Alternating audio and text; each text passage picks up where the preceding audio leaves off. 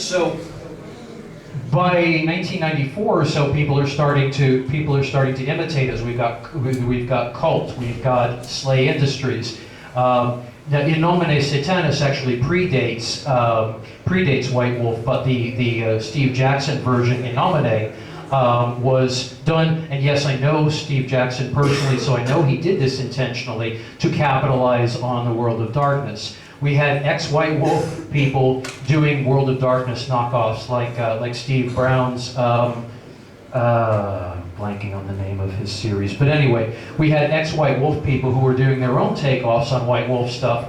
So by that point, people on staff, especially the people who are really getting into the sex, drugs, and rock and roll thing, are going, let's make it darker. Let's make it really fucked up. That's where Wraith comes in.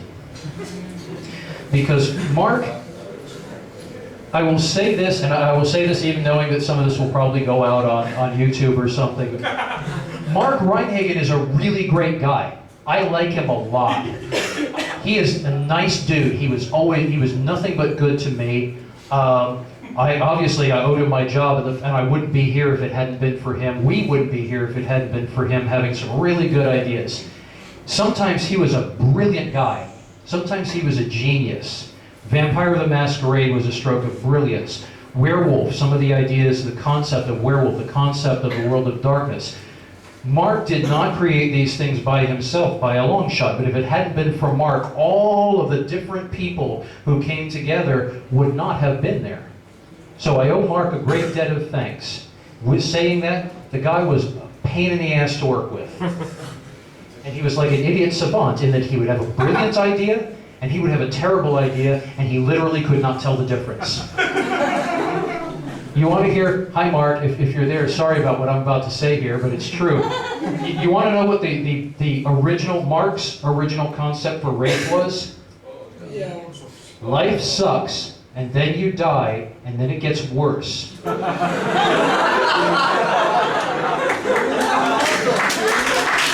want to play that, right?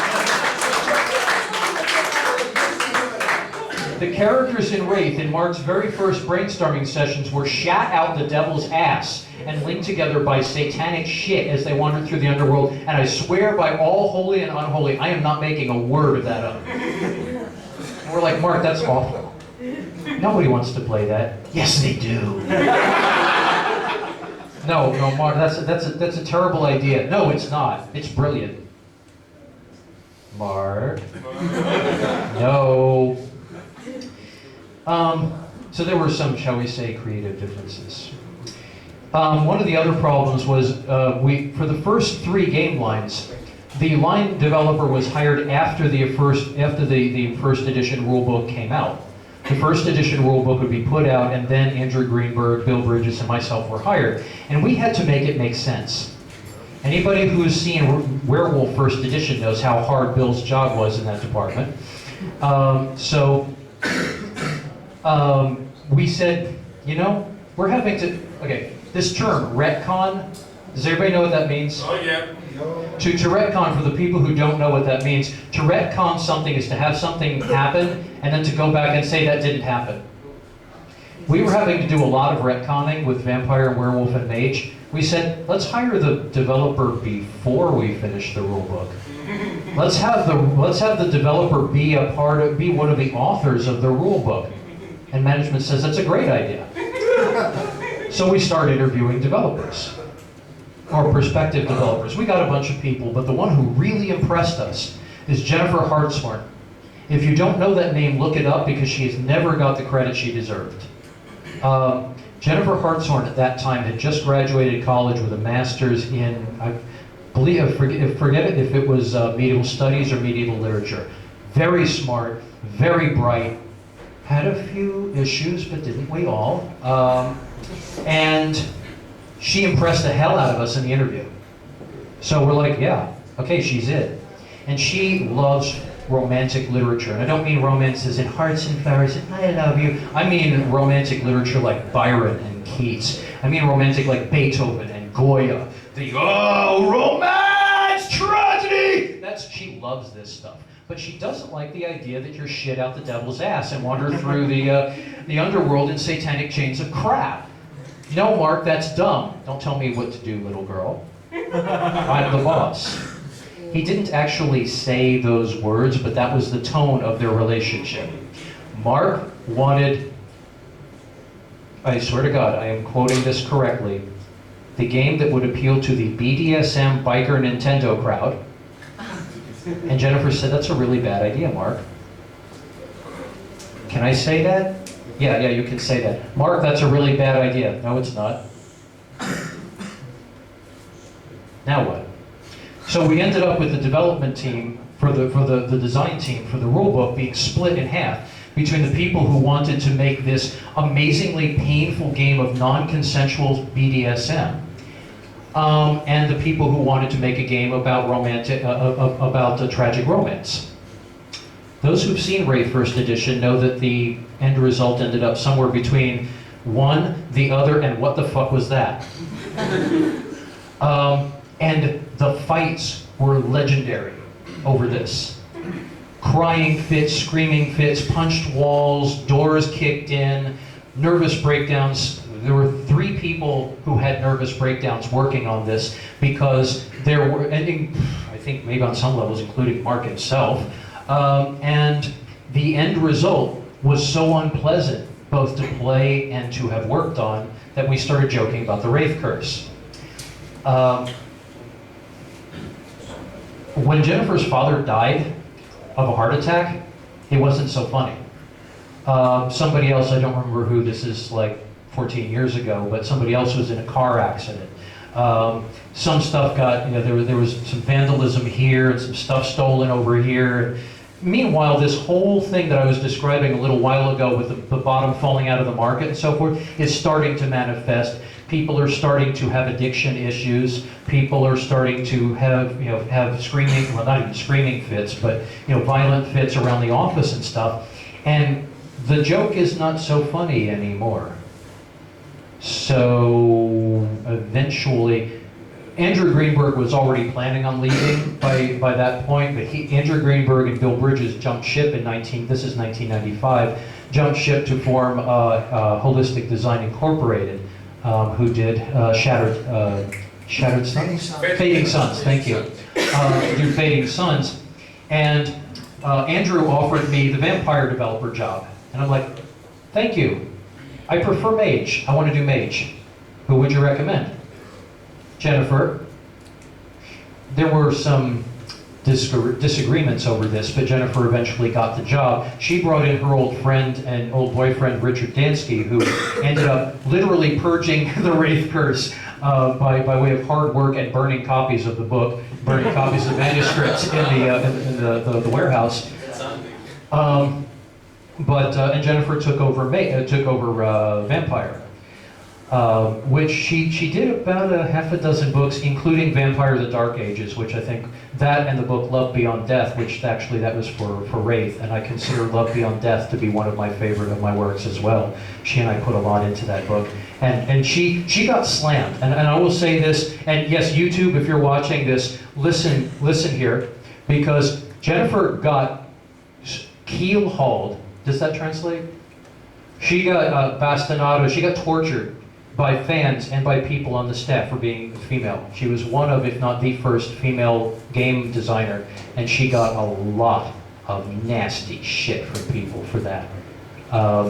And Love Beyond Death was one of the ones where people just, what the fuck is this girl shit? I want to like kill things. Why do you have romance and tragedy and stuff? And Vampire. Jennifer wound up very hurt by that, and I don't blame her. And for anyone and everyone who's here, anybody who might see this, Jennifer Hartshorn needs to be and deserves to be remembered for her contributions to role-playing as an art, because almost everything that was good about Wraith and Vampire: Dark Ages is hers. Yes. So, going back to the Wraith Curse, that's the origin of that. People had lost their way, people had lost their shit, and Wraith was the result. Mark himself realized that he wanted to do a game where he, as he put it, because we were going, dark cells. He said, I want to do a game that hurts people. And we said, Mark, this is a really bad idea. He says, no, that's what people want. Everybody in here know what BDSM is? Yeah. Mark thought he knew and he didn't. I'm not going to go into details here, but suffice to say he was trying to have a non-consensual BDSM session with the audience of Rave. And those of us who were more familiar, shall we say, with how BDSM is supposed to work, we're going, no, Mark, that's not just bad game design, that's bad karma. That's psychologically bad for the reasons that I was talking about here earlier. With be careful what you bring up, be careful what you invite people to have, be careful what you. Role-playing games allow us to tap into the best and worst parts of our imaginations. We take our hopes, we take our fears, we take the people we want to be, we take the things that we fear we will face, and we vicariously live them out. In doing this, we bring the energy, we bring our psychic energy, psychological energy, whatever, however you want to think about it. Literally, we manifest it. I hope that translates. Does that translate? Yeah. We manifest the things we create. This doesn't mean we conjure demons in the basement with Dungeons and Dragons. It means that we bring our best and worst into being with some degree of energy. And the deeper you go, the more energy you bring up. One of the best things about Wraith was the whole Jungian psychology going into the shadow. That was a great idea. I think that's the best thing about Wraith. Putting in the idea that you are in death, you can't escape yourself. That was fantastic. That was great. If you have to be careful what you do with an idea that powerful, though. When you invite people into the shadow, you have to be careful what you are inviting them to do in the shadow. And Mark wanted to hurt people. And not because Mark is a bad guy, he's not. And I really want to emphasize, he was a very good human being. He had just lost his way. He was a man of vision who walked into that room full of demons and they said, lunchtime! And he went, cool! And that led to Mark's departure from White Wolf and to some profound changes around White Wolf. And led to us falling out as friends, which to this day I kind of regret because I really like the guy. But this is, like I said, that's a potty break answer, but that's the very long answer to that question. There was a whole lot of stuff involved in those deteriorations. Some of it was our fault, some of it was the market, some of it was the mark, and some of it was gender politics. Some we could control and a lot we couldn't. But there were a lot of reasons for that White Wolf went da, da, da, da, da, for the next few years. And finally, when Steve Wick stepped down as CEO and Mike Tinney took over, Mike is a great guy and he and I have always gotten along very well. Hi, Mike. When Mike took over, things stabilized. And some people feel like the New World of Darkness is boring. Yeah. It doesn't have the same, except for Changeling the Lost, which, honest to God, is one of the best things White Wolf has ever released. My total props to the folks involved in Changeling the Lost. It kicks ass. But the White Wolf after 2000 was not as inspired as the White Wolf from 1991 to 2000, but it was a lot less crazy, and it's a lot more stable, and it's because of that the company has survived. Because there's no way in hell it would have survived the way we were going by the late 90s. That's one of the reasons I jumped ship. As I said, I partly resigned, and I partly was laid off, and I partly was fired. All of those things with very good reason. I was laid off with a bunch of other people because we were still losing money. Steve wanted me fired because of the layoff Carol and because of my attitude. And I wanted out because I was fucking out of my mind at that point. So when I first left in 1998/99, I was still on good terms with them. I was like, thank God. You know, I still like doing this thing, but oh my God, am I glad I don't have to do it like that anymore. And Ken Cliff, head of editing and developing, says, I want you to keep working on Mage with Jess. Jess Hennig, whose name has been disparaged a great deal. Hi, YouTube. Jess Hennig's name has been cursed a lot thanks to Mage 3rd Edition. It is not his fault. Jess Hennig is a very good friend of mine. He has been, he was at that time, and he was my hand-picked successor as the Mage developer. He had a lot of really great ideas, and he and I were working together to have really great ideas, to keep the line going. and I worked with him throughout 1999. Mike Tinney, who was, at that point head of marketing, is now the head of the company, did the Art House imprint, where he took lines that Steve canceled and said, I want to pick them up. I want to keep doing Sorcerer's Crusade. I want to keep doing Changeling. I want to keep doing Werewolf Wild West. And Steve said, okay, they're all yours. So I continued working for Mike, freelance, and I continued working for Jess all the way up to Guide to the Technocracy. And I was angry about some of the stuff that happened, but I was relieved. I was still getting paid, my name was still on the books, I was still involved, Jess and I were friends, everything was cool. Then, I'm not going to go into details because I wasn't present for the conversation. Let's just say certain people had certain conversation with Jess in which they told him that they were going to do Mage 3rd edition, which itself was not a bad idea.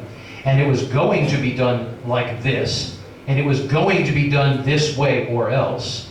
And Phil is not to be involved, Phil is not to be credited, Phil is not to be told about this. If you have a problem with that, find another job. Jess does not want to find another job, so he's like, shit, I'm sorry, dude. And there's Mage 3rd edition, where sales and marketing took the game of reality on the brink, the game that was about giving a shit, the game that was about changing the world, and said, you lost, isn't it cool? I'm not going to speak for everybody in here, but I know a few people in here, and my answer was no. Mage went, at which point I went, ah. And I stopped working for them. Poor Jess made it through about 2 years of having people in sales and marketing telling him to do 2nd edition versions of all the stuff that Phil did. Some of those were actually really good. Okay, this is me copying to blowing it. The Akashic Brotherhood 1st edition sucked, and the 2nd edition was very desperately needed. Mage fans were going, I'm not going to speak for anybody in this room, I just know what I've heard over the last 10 years. People were going, I already have this book, why are you doing it again? Why don't you give me something new? Well, because sales and marketing said no. Poor Jess gets kicked out about 2 years into this fiasco. Bill takes over to try to stanch the flow of blood from the gaping chest wound, but by that point they had decided to just end the world of darkness. So, in any case, that is the very long tangential story of what was going on there, why I left, why things changed, why Mage changed, and what Rave had to do with all of that. So, next question. Yes. Mm-hmm.